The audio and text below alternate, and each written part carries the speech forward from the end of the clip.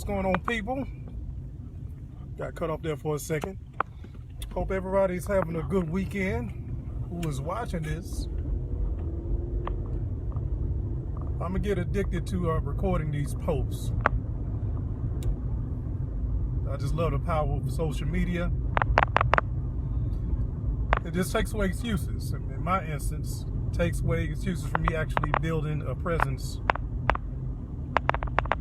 on the web, another source of income, that type of thing, and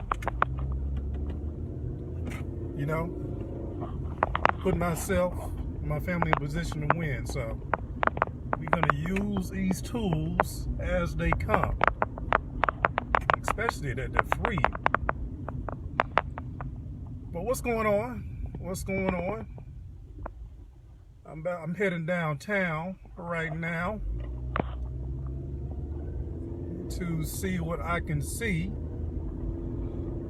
because I absolutely hate sitting in the house. So let's see. But on the way, I want to record a video. It was a good weekend of football. And wherever you're at, depending on where you're at, that may be a good thing or a bad thing, or you might not even care. But I'm here in Atlanta, Georgia, the self-proclaimed mecca of college football, and it means something down here, most definitely. And if I stay on long enough, I'm just gonna, for those of you who don't live around here or never been here, I can give you a view of all the different flags, all the different school flags you'll see on the cars and stuff like that being advertised, because that's around. Cool. But yeah, okay, we're back. Okay. All right, we'll see how this goes. All right. College football, or football, here in the South. It was a tremendous weekend of football. I got my chance to watch a few games. I watched a high school game on Friday evening that was on ESPN2 between Lowndes County and Lake Gibson, Florida. Lowndes County, Georgia, and Lake Gibson, Florida. And, I went to school in Valdosta, which is in Lowndes County. And I remember those high school games vividly. Now, I thought football was real big, but I didn't understand how big it really is until I went to a high school football game outside of the local metro Atlanta area, and to the biggest, one of the biggest fan bases, high school football fan bases in the country, which is Valdosta, Georgia. I mean, it totally blew my mind that first game where the whole city was shut down. Basically, and it's a small town. Valdosta is like a population of what, like 20, 30,000 people, maybe a little bit more than that, probably 50,000, somewhere around there. And a big portion of the population is the college, Valdosta State University, where I went to college for roughly a little over 5 years. But with that being that as it may, the high school football team between the two high school football teams, the Valdosta High School Wildcats in Lowndes County, have around 15, I believe it's like 15, might be more than that, but 15 or 20 high school championships and a few national championships between those two schools. I mean, you go down there to a football game, and for Valdosta High School, the stadium they use is our college stadium, which is roughly 10, 15 minutes from the actual high school campus itself. So the football team has to travel from the high school to the stadium. And mind you, they get a police escort. A police escort to a damn high school football game. But that's just how big it is. But college football is even bigger. And, you know, my family, they pretty much moved to Atlanta when I was 3 years old. And we're Jamaican immigrants, so, you know, we had to be immersed in traditions, and a lot of traditions here of the South, and we had no trouble doing that, especially when it came to football. Football really wasn't that big to me until really middle school. And then it got a little bit bigger to me once I started playing high school, because I had an appreciation for people playing the game, for the coaches, and for the people that support the program. You know, it's really, really big down here. But like I said, I have a love-hate relationship because, well, quite frankly, a lot of teams that I tend to root for here in the state of Georgia, tend to lose. And the ones who actually, the powerhouse down here is UGA. And Georgia Tech used to be a rival. They're still so-called rivals, but UGA has surpassed them in terms of programs like 10 years ago. For the simple fact that Georgia Tech decided to go with a second-tier coach in Paul Johnson. Now, Paul Johnson is, not to say he's a bad coach, but the offense he was running, the Wishbone, was a historic type offense, and that pretty much put the whole program in a bind, because you're not going to get the top recruits in the state to come play for that offense, because they're trying to get to the next level, and that offense pretty much hit their talents. Was not going to showcase, you know, the wide receiver talents, the tight end talents, you know, even the running back talents. Because number one, they're not going to throw the ball to the wide receiver and the tight end, and number two, the running backs, you know, you're not going to, you know, you're going to get beat up by the time you get to the NFL because you're running the ball so damn much. And then, of course, the quarterback has to be a wishbone style quarterback, which means he's not going to be a top tier quarterback. He's going to be usually short, you know, white or black. You know, he's going to have to, you know, run the ball, of course. Going to have a little niftiness about him, but he's usually not going to have a good arm, right? And this affected the defense too, because the defense players that they recruited, the top ones that they tried to recruit, was not going to come to that school because they know they had no chance of winning anything. You know? And again, not to say that Paul Johnson is a bad coach, because I believe they did win the ACC title once, one of those years, but they didn't do too much after that.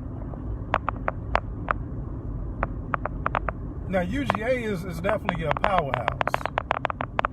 Definitely a powerhouse. Their problem is they're so politically driven between the boosters and, you know, the other people behind the scenes that are really making the decisions, that they shoot themselves in the foot too much. Right. So I've seen it to where people that were UGA fans, I guess you can call them fair weather fans, started to become fans of other teams in the Southeastern Conference, mainly Alabama, because Alabama wins national championships on a regular. But not to veer off, I probably veered off a little bit too far off track. It was a good weekend of football, for the simple fact that the stadiums were packed. And I love seeing that. As a matter of fact, I referred to Clay Travis. He did an awesome article about the environment of college football. And for those of you who don't know, Clay Travis is a typical Southern conservative, red state very conservative pundit, right? And from my understanding, he's on Fox News now. He has his own show on Fox News now, and he also has a blog site, Outkick the Coverage. Now, for college football, that is definitely a site, a source, a good source to go to. Definitely. And the article he put out today, just reviewing what happened over the past couple of days in college football, made some good points. Number one, he makes a point of, the packed stadiums being a slap in the face to the powerful people who wants the majority of us, who wants everybody in the world to be living in fear right now. So much fear that I can't even say why on these social media platforms, because they'll shut down my feed, my channel. That's crazy. I mean, in my eyes, it's just common sense, people. Common sense. Just use logic. You got to ask yourself, why is there so much fear going on? Why do we have to subscribe to methods that are experimental, that we have no way of knowing if they work?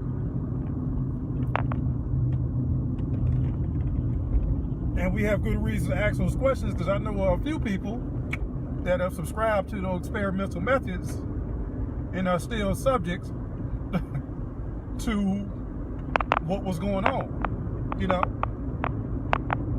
And it's a lot of, and what gets me are the people, the non-powerful people who still have a voice, trying to put fear in the people who choose to use their own common sense. And in my eyes, the people who use common sense were packing those stadiums over the weekend. You saw it last night with the Georgia-Clemson game, the Virginia Tech UNC game, which he brings up, which he brings to the fact in the article, which I didn't know, that high school football is not played in Virginia last year because of what was going on, because of the fear of what was going on.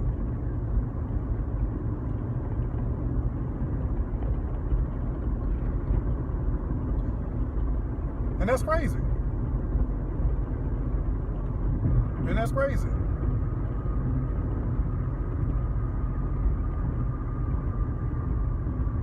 So,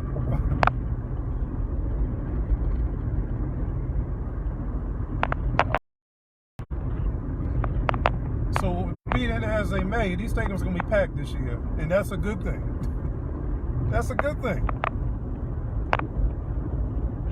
It was good to see the NBA playoffs play in packed stadiums after the second round.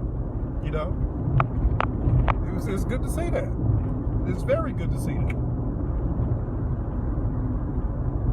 And that, of course, transpired to college football. Really, it wasn't, because if you pay attention to the games in Southeastern Conference last year, those stadiums were still packed, or at least 75% filled up, which was in stark contrast to football games outside of the Southeastern Conference. The Big Ten, which is the Northeast and the Midwest, we're talking about canceling the season until the players stepped up and said, no, we want to play. Players and fans, and a few fans, right?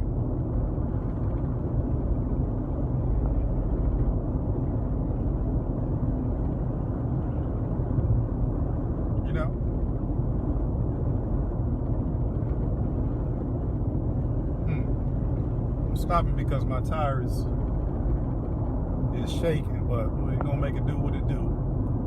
Everything is cool right now. There, I like to say that's Avengers tire, Avengers headquarters right there. Passing by. I need to get over there. I heard they have some popping events over there, and I haven't had a chance to to attend one yet, but I will. I will pretty soon. I will pretty soon. But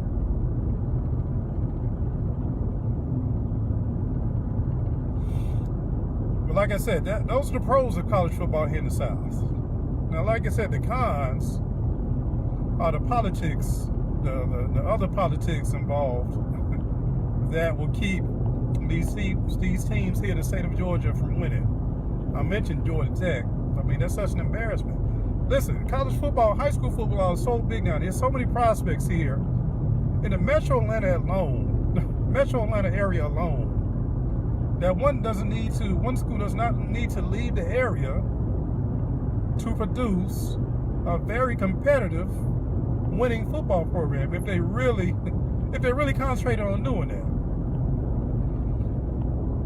And Georgia Tech has really shot themselves in the foot. And people say, "What's up, fam?" And people say it's because of the academic standards being so high, which is really one of those code words for saying that the black students in the area are not smart enough, which is stupid. Which is stupid. The simple fact is they don't want to support the college football program like they need to, because they don't see it as priority. And what you're seeing now is Georgia State, who really entered the game like 10 years ago. If Georgia State plays their cards right, they can surpass Georgia Tech, which needs to happen. It really needs to happen, because it's opportunities. The whole point of having college football, number one, is an opportunity, scholarship opportunities.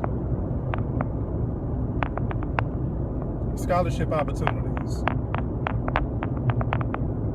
It needs to happen. It needs to happen. And then on the other side of the coin is UGA, is Georgia football, which, I mean, to the what's the proper word to use? To the unshaded eye. If I was a big time black high school football prospect,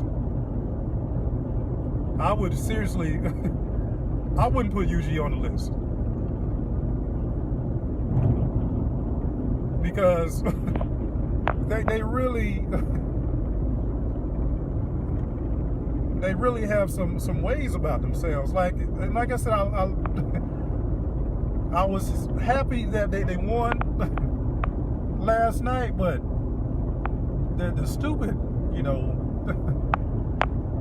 the stupid thinking of some of those people behind the scenes at that school, at that university, it needs to change. It needs to change. The most obvious being with the way they treat the whole notion of, how it is they want to look like when they win. Like, it's not important to win, is they have to look a certain way when they win. And of course, the obvious story being the situation with Justin Fields.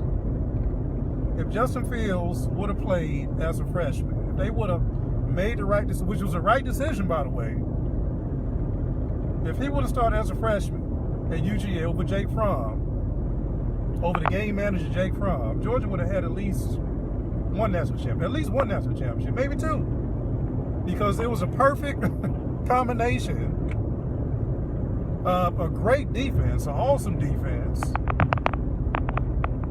and an absolutely spectacular offense with Justin Fields at the helm. They had the talent in the running game, the wide receiver game.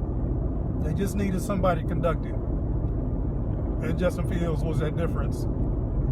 And they went with the game manager. Now, the narrative is that Jake Fromm outperformed Justin Fields in practice, and that Justin Fields was not comprehending, and I use comprehending in quotation marks, he was not comprehending the playbook.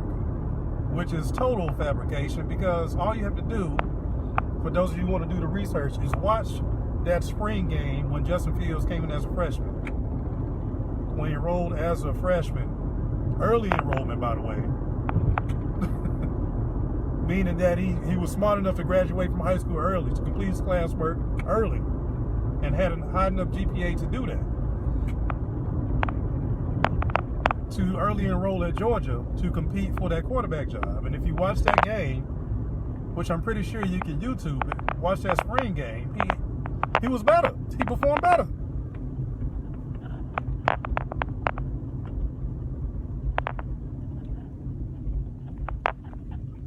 He performed better.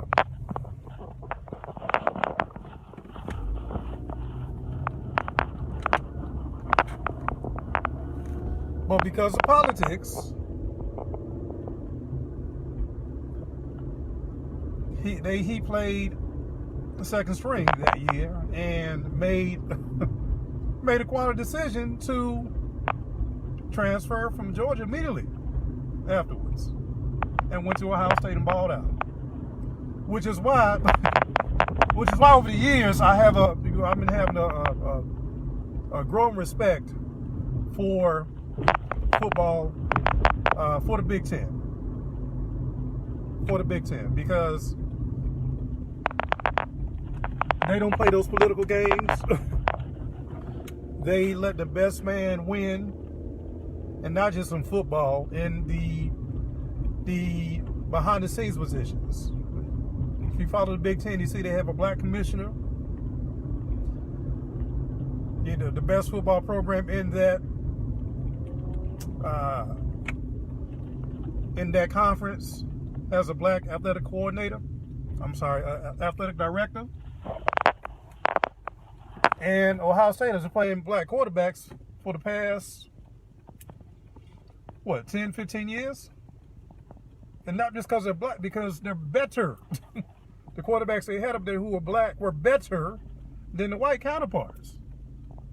And mind you, one of those counterparts who transferred was Joe Burrow, who went down to LSU because he couldn't win the job at Ohio State. Now, he made the right decision for himself because he developed into an NFL quarterback at LSU. But at the time, he was not better. He wasn't. And for those of you who want to say that he was, I remember the first year that Joe Burrow started at LSU. He was an average quarterback.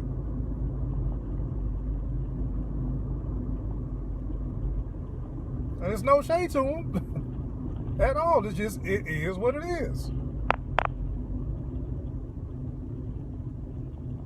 So even though the better players are down here in the South, no question, I do respect that the Big Ten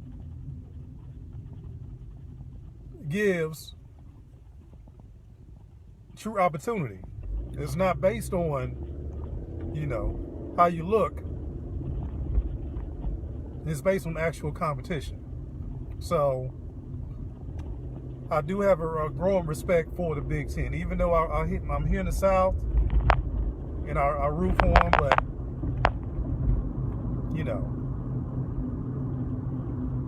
common sense, man, is common sense. Let the best man win. And I was reading an article last night. I know I'm over talking because this video should have been 20 minutes, but I read an article last night from Chip Towers, who is the beat writer for UGA football, University of Georgia football. He's been doing it for like over 10 years now, probably 20 years, something like that. And he came with an article, reference an article that he wrote in 2017.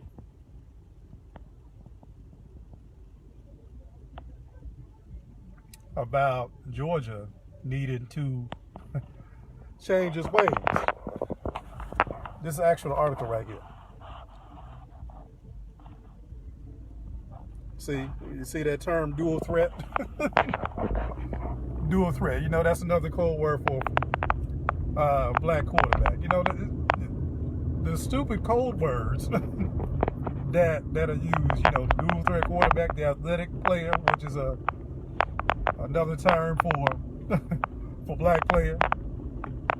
Every time I hear the word, you listen to these games, and every time I hear these announcers describe a player as athletic, athletic player, I'm just hearing, the nigga player. It's stupid, man. But in UGA's case, those code words or those preferences has caused them winning. Has caused them national championships. It's the reason why they haven't won a national championship since 1980. Because they had actual talent that wanted to go here, by the way, but because they didn't fit the narrative, Georgia didn't recruit them. Quarterbacks like Cam Newton, Deshaun Watson,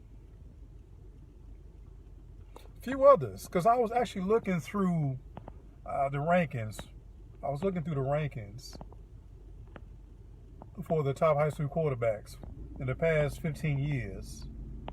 And one of the things that stood out to me is a lot of the recruits, a lot of the top high school recruits at the time, when they got to the high school, when they got to the college level, weren't shit. The quarterbacks you see selected in the draft, they were not. A lot of them were not high school 5-star or 4 or 5-star recruits. Like Patrick Mahomes was ranked 31st. He was like a 3-star quarterback coming out of high school. Russell Wilson wasn't even on the list. Wasn't on the list. Cam Newton was on the list. Well, you know what he was? He was a 3-star quarterback. He was a three-star quarterback at the time. But Georgia should have saw his talent. As a matter of fact, they did see his talent because they recruited his teammate. They both graduated together. It was actually the teammate, Cam Newton's teammate, who was the big Georgia recruit when they were coming out of high school. What's his name? I don't remember. Because you know who had the bigger career. Cam Newton. So they did see Cam Newton's talent in high school. They did have opportunity to see Cam Newton's talent in high school. But where did he go? He went to University of Florida. It's so funny, man. It's so funny that the way that Georgia, treats these quarterbacks, and the black quarterbacks that have came to UGA, they got shitted on. The most recent one being, I forget his name, the quarterback they had last year that ended up transferring because he got pulled in the second half of the first game of the season, replaced by a walk-on quarterback who Georgia thought was going to go far until they actually played one of the top SEC teams, which threw all that stuff out the window. Christian LeMay, I remember him. He was actually ranked 3rd. He was 3rd in the quarterback rankings when he came out in 2013, and Georgia shitted on him. DJ Shockley was another one who should have left after his freshman year, but he stayed. He actually stayed to his senior year and got 1 year of being a starting quarterback at UGA because he actually loved UGA, which is word out on the street. I didn't hear him say that firsthand, but word on the street is he actually loved UGA football so much he didn't leave. Now, was that the best decision for him? I don't know. I really don't know. I know that brother can ball. I know he can ball. He just had an injury situation that prevented him to having a long-standing career in the NFL. What happened to the guy that was starting ahead of him at UGA didn't pan out. I don't even think he got drafted in the NFL, but Shockley did.